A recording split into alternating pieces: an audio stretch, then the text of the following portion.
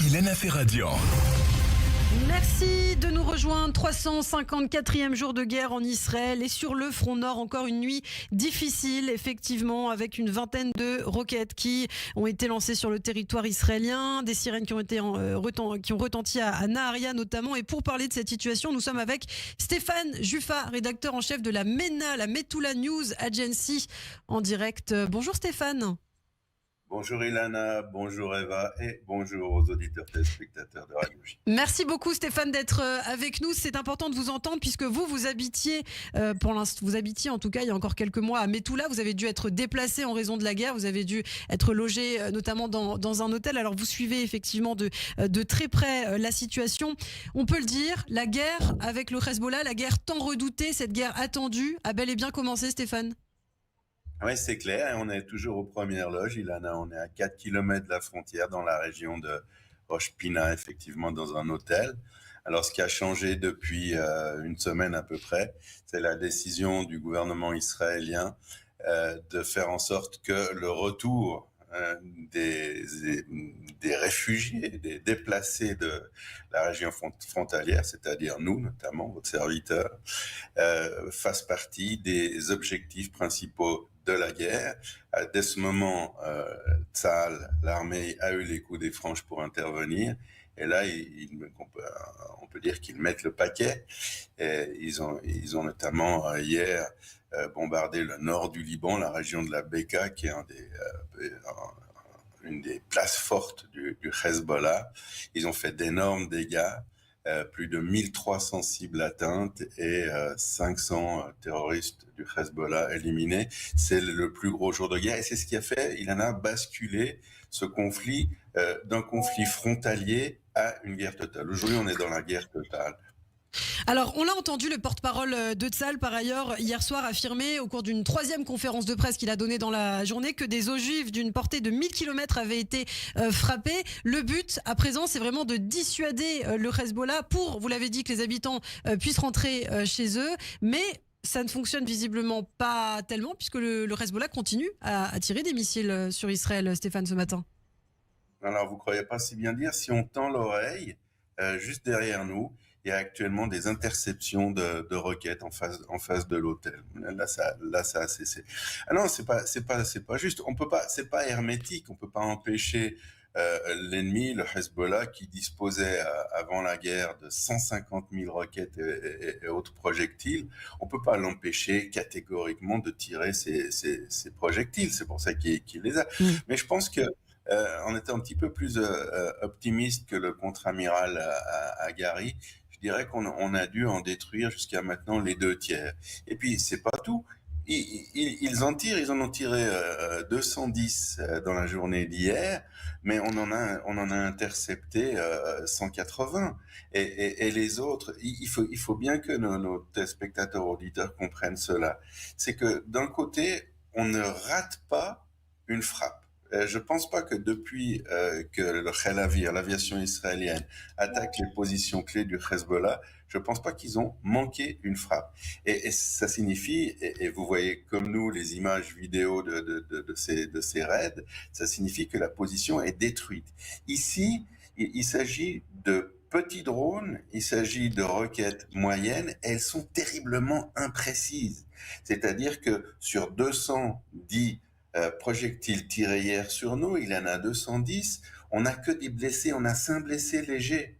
On peut pas comparer l'efficacité entre 5 blessés légers et 500 morts du côté du Hezbollah dans la même journée. Alors, petit à petit, ils ont de plus en plus de difficultés à tirer des projectiles, puisque c'est les projectiles et les rampes de lancement qu'on frappe et qu'on détruit. Mais le zéro projectile, en tout cas jusqu'à la fin de ce conflit, n'existera pas. Alors Stéphane, Israël se trouve par ailleurs un petit peu dans la même position que pour la bande de Gaza, c'est-à-dire que il y a maintenant des missiles, en tout cas des armes qui sont stockées à l'intérieur de maisons de civils libanais, les Libanais qui ont été appelés à quitter justement leur foyer pour que Israël puisse procéder à des frappes. Israël qui a laissé 2 heures aux habitants pour partir. Certains ont dit que c'était trop peu, pas suffisant justement au vu des embouteillages dans la région. Qu'est-ce que vous répondez, vous, à ces critiques-là ?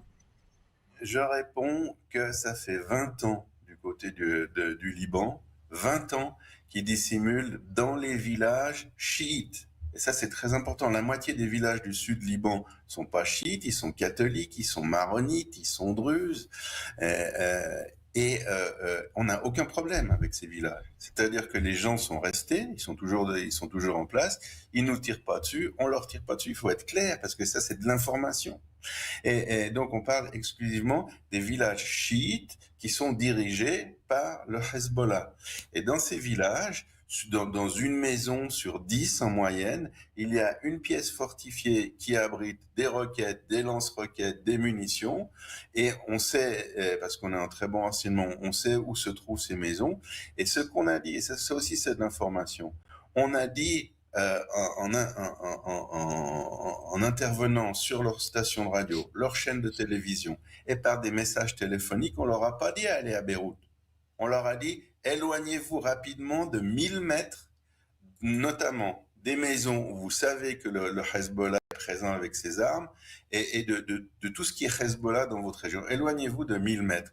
Mais par prudence, et c'est leur propre décision, d'énormes quantités de ces villageois qui savent que la bagarre a commencé et qu'elle va durer longtemps et qu'il vaut mieux pas se trouver dedans, ont décidé avec leur famille de sauter dans leur voiture et de partir en direction de Beyrouth. Bien entendu, on ne fait pas la guerre aux civils.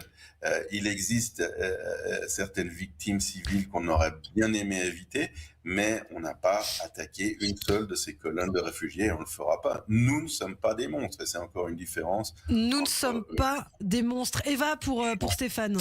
Stéphane Juffa, vous l'avez dit, effectivement, Tsahal frappe fort pour détruire les capacités du Hezbollah. On sait que le Hezbollah a des missiles avec des portées importantes, également des missiles de ciblage précis dont le groupe terroriste ne s'est pas encore servi. Pourquoi ? Bonjour Eva. Bonjour. Ils ont quelques missiles. C'est pas leur spécialité. Leur spécialité, c'est les roquettes. Donc, nos téléspectateurs, auditeurs le savent. Les roquettes, c'est un missile idiot qui n'a pas de système d'orientation. Ils en ont des milliers. Ils ont des milliers de roquettes. Ils ont des centaines de drones. Mais des missiles, ils en avaient avant le début de la guerre entre 1000 et 1500. Et c'est pas des missiles balistiques à long rayon d'action. Ce sont au contraire. Mais pourquoi le Hezbollah ne s'en sert pas ? J'y arrive, Eva, j'y arrive. Ce sont des missiles d'une portée de 200-300 km parce que ça suffit pour couvrir tout le territoire israélien. Mais ils ont un problème. Eux, les Iraniens, l'axe iranien ont un problème. C'est que le Hezbollah nous ennuie énormément avec ces drones qui sont des toutes petites machines. Ce sont des drones, des petits avions robotisés d'1,20 m de long avec des charges de 5 kg, de 20 kg et avec leurs roquettes qui sont des armes qui datent des années 40. Mais dès que nos ennemis passent au calibre plus élevé, c'est-à-dire ces fameux missiles balistiques qui sont tirés depuis l'Iran, depuis l'Irak, ces missiles de croisière, d'une manière assez surprenante, c'est assez cocasse. Nous n'avons pas de problème pour les intercepter. Ils volent plus longtemps, ils sont plus gros, on les voit sur les radars. Le problème qu'on a avec les petits instruments, les petits appareils du Hezbollah, c'est qu'on les voit pas. Quand est-ce que vous comptez rentrer chez vous ? Espérez rentrer chez vous. Si je pouvais, ce serait dans 1 heure, ça me manque beaucoup. Malheureusement, cette semaine, nos 2 bâtiments ont encore reçu des missiles anti-chars. Très bon exemple, un missile anti-char antédiluvien tiré à 400 mètres, il n'y a rien à faire. Et ils ont détruit, c'est la preuve, ils ont détruit nos bâtiments. Ils ont détruit un bâtiment pratiquement complètement, on ne pourra pas le réparer. Et puis, je rentrerai chez moi à la fin de cette opération, lorsque notre sécurité, la sécurité des gens qui habitent et qui travaillent sur la frontière sera assurée. C'est tout ce qu'on peut dire. On n'est pas au courant d'un programme. Netanyahou dit qu'il veut pas donner de programme pour pas informer l'ennemi. Nous, on craint un petit peu qu'il n'y en ait pas du tout de programme, que le programme, c'est de de pas se fâcher avec Ben Gvir et Smotrich, mais on n'a pas le choix, donc on attend de nouveau des tirs derrière nous, donc c'est pour vous donner une idée de la situation, on est en plein dans le bain. Quand ça se terminera, ces tirs, et quand la frontière sera sécurisée, c'est-à-dire soit le Hezbollah, Ilana Eva, sera démembré, on n'est pas très loin de ça, soit le Hezbollah comprendra, on ne parle même pas d'accord diplomatique. Ilana, vous faites la moue et je le vois très bien, mais sur 15 000 combattants dont ils disposent encore, ils en ont perdu 500 hier. C'est énorme. C'est pas une armée, c'est pas l'armée russe. Ils disposent pas de centaines de milliers de combattants. Donc pour eux, ce sont des frappes énormes. Ils peuvent pas chaque jour en perdre 500. Au bout d'une semaine, ils vont devoir réfléchir à un accord possible. Merci beaucoup Stéphane Juffa, et on aimerait discuter avec vous plus longuement encore. Stéphane, on vous retrouve évidemment très régulièrement sur cette antenne. Vous restez avec nous sur Radio J.